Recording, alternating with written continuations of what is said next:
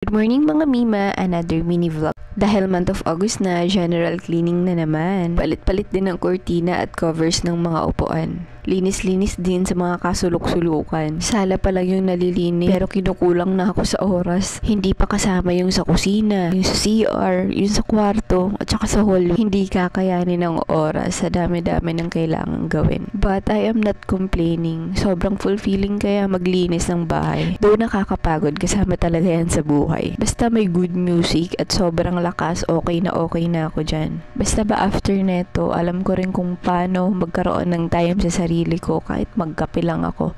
Or even nga yung pag-walking ko, yun na yun. Ayun na yung magiging pahinga ko. Dati, kapag naiisipan ko maglinis, tinatapos ko talaga lahat, as in lahat.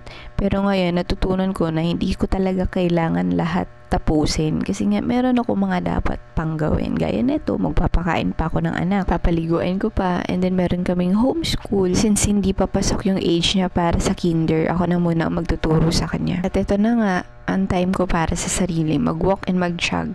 Yun lang naman, huwag kakalimutan ng sarili mga Mima kahit pagod na pagod ka na. Ingat mga Mima, bye!